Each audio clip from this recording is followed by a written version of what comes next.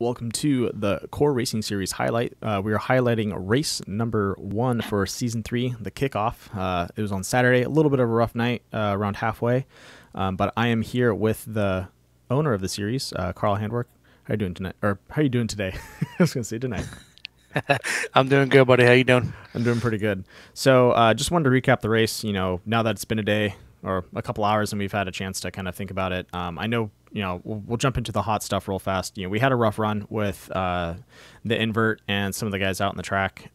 Just maybe not having a full grip with the cars and how they handled, and the way we set up the way you set up the instance was for cautions not to count, which means you have to run iRacing cautions, and iRacing cautions can literally be someone spinning out, not causing anyone, not wrecking with anyone else, maybe not even touching the wall.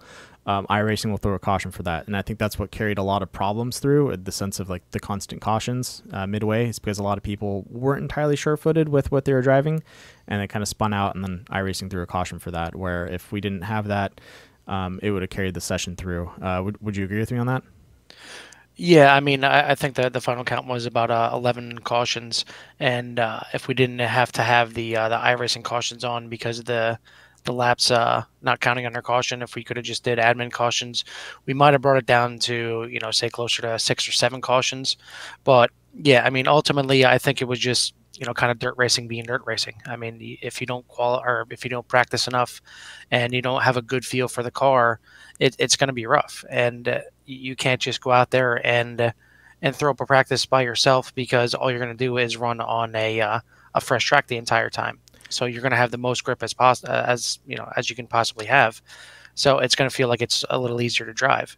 But then once you throw 10, 12, 15 other cars on the track, and the track wears in, and you have that slick spot down in the bottom and through the middle, now not only do you have to try and fight the car from slipping sideways, but you're also trying to avoid slipping into that guy that's right beside you. So I think it was just some new guys on dirt, some guys that haven't tried it before, and just the fact that some of the faster guys, even they're trying to make passes when the track really is only one groove, and it's pretty much a slide job or nothing. So Yeah. it got a little bit dicey. But yeah, I mean, mainly it was just some guys just not understanding dirt as well as some others.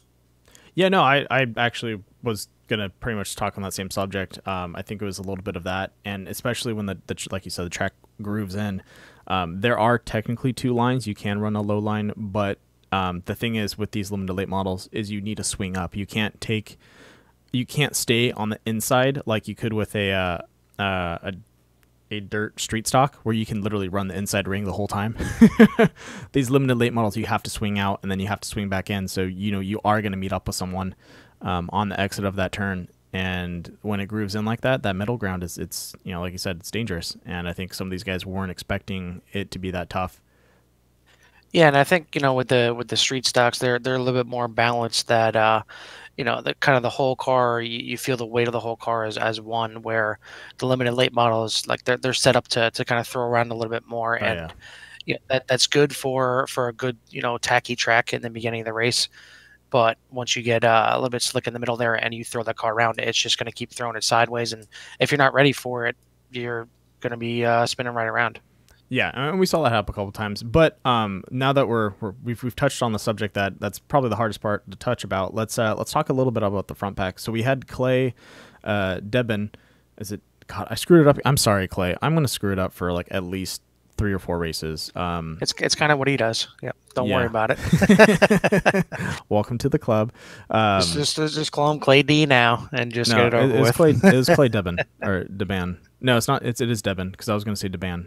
It's Clay Debin, and now I'm double questioning myself. Or I'm questioning myself. All right. So Clay had a hell of a run throughout the whole race. Front pack, throwing down amazing times, kept the distance. He had Nick Nickerson giving him a run for his money towards the end, but he was able to pull it off and get around him, and throw a slide job in there and get past. Honestly, those last what was the last 5 laps between Nick and Clay, they're pretty awesome to watch. Watching them trade blows back and forth. And I was really surprised that between you, Platt, and God, who's up there with you? There's one more person. I want to say Bryson Clark was up there with you guys because you guys were going back and forth for a good Yeah, majority of the Bryson was up track there in the too. beginning. Yep. It's some Yeah, amazing Bryson was up driving there. between all three of you guys in that second pack. Yeah, I mean, all throughout the race, I mean, Clay was definitely, the class of the field, and like you say, Nick and Platt and myself and even Bryce in the beginning, we were all there and we could compete with him. But I mean, honestly, I think that the fastest guy won. I Yeah, think Clay really deserved it. He was up there, and even when he wasn't, he kind of drove through the field a little bit better than other guys, and he admitted that he is kind of a dirt um, only. yeah, he's the Bryson Clark of dirt tracks. That the Yeah, way it sounds. our He residential may road be racer. our residential dirt track guy. Yeah. Sorry, So Platt, you so got yeah, that I taken mean, away from you. yeah. So I'm not too surprised that he ended up winning, but no, I mean it was still really good battling with like what you said with Nick and Platt and at the end there, I think it's pretty much the four of us that you could throw a blanket over, and if any one of them slipped up in the front, Platt could have passed him, and same thing with me, I was right there too. So even though Clay seemed to kind of dominate a little bit, there was no runaway whatsoever. I mean, there was Yeah, no, you always guys a were good within. battle and bump their bumper. Yeah, you guys are always within arm's reach of each other, and you guys did something. You and Platt did something smart, which is at least when it comes to the last two laps. What's a smart move to do is let first place and second place duke it out, and if you're third and fourth, lay off the gas a little bit, give some space because if a wreck happens, you can shoot through and take it. You're most likely not going to catch up to those guys and give them a challenge, but you're better off honestly trying to steal it from them if they make a mistake. And that's you gotta be prepped for that. And you guys did a good job. So you guys kind of back off, make a little bit of space. So if they screwed up on that last turn, you guys are, with those dirt cars, you need to be able to see that accident coming because the moment you're in a slide, other than maybe stomping on the throttle a little bit to turn yourself in, you can't dodge it. You're a commit, and you have to be able to adjust it as you're turning through. But you need the space to either turn it in and get below them, or to lift off and maybe straighten out and hit the wall and then bounce around. And you guys did that. You guys backed off just in case these guys were going to get into it that last corner.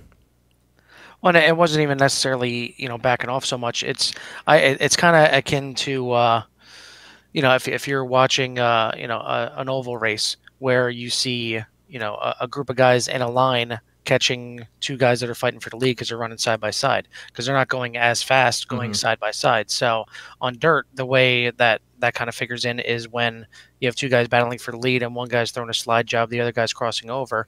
Well, the guy that's throwing the slide job is going to be slow at by the time he clears him till he gets back on the gas, and the guy that is going for the crossover has to slow up so he can get back underneath him. So they're both not running at full speed, and that's how you have that chance to catch both of them all at once. And that's kind of what me and Platt, I think we're kind of waiting for, is for them to start throwing sliders aside of each other and then maybe, get a little 2-for-1 deal. Yeah. It didn't work out the way, we guys had it maybe prepped for, but it definitely, you guys did take podiums there. And top 5 finish, and that's really what matters, is being up there and having that opportunity to either take it away or to just finish up in the top.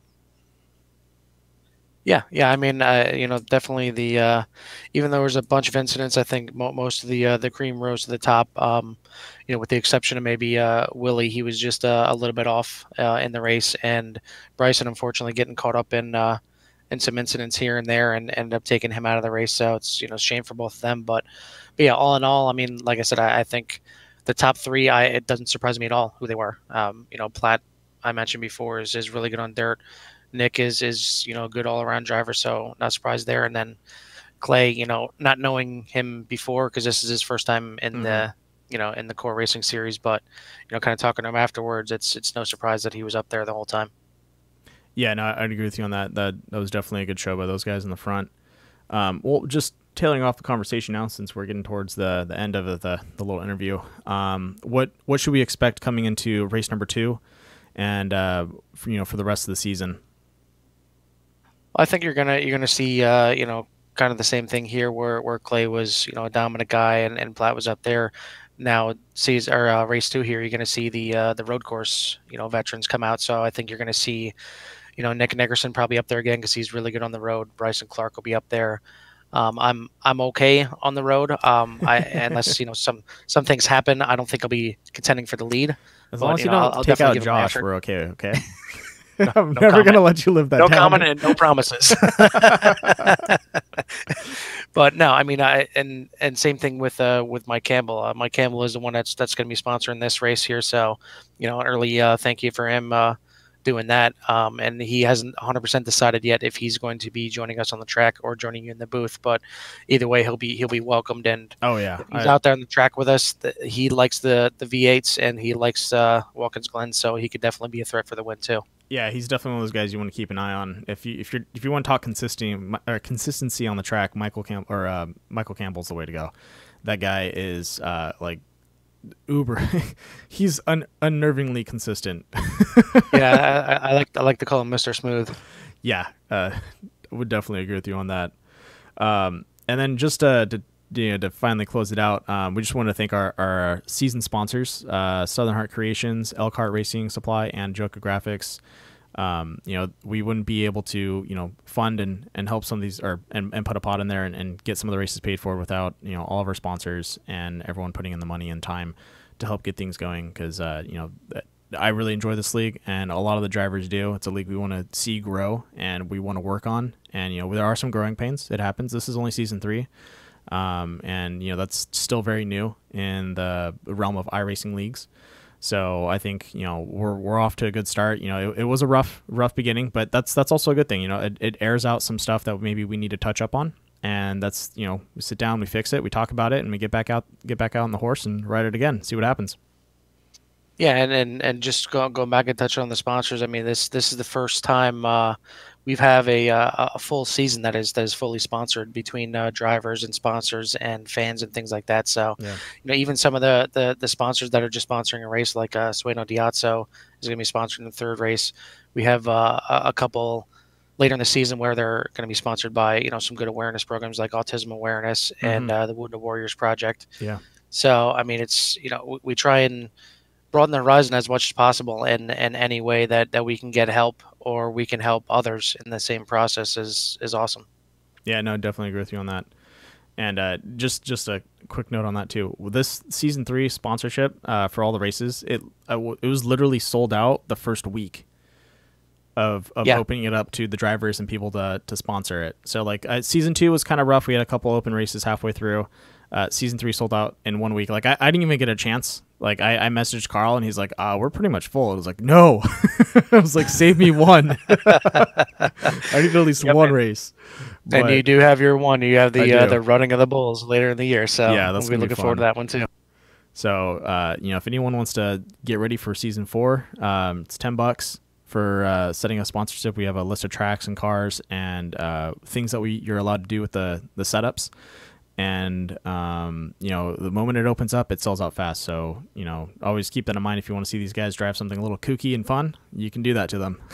They might not be too happy, but they'll drive it and they'll put in the best effort as possible. It's a lot of fun. Yep, absolutely. And yeah, we're definitely gonna be starting a waiting list pretty soon for season 4. So if you're interested, just keep an eye out on the website on CoreRacingLeague.com. We'll make the announcement on there when the season 4 sponsorships open up, and definitely get in there because, like you said, it's sold out quick, and again, that's awesome. Yeah. All right. Well, thanks for doing this, Carl. We'll see you next week. We'll try and keep this up with a small interview, just post-race interview, and talk about the race. But until then, I hope everyone has a good week. Keep up with Death by Moose Media. We're going to have a iRacing short course. We have ISRC, and then we also have the Core Racing League. So we have a lot coming your way and a couple podcasts that are starting up with some of the other guys. So stay tuned, and I'll see you guys next time.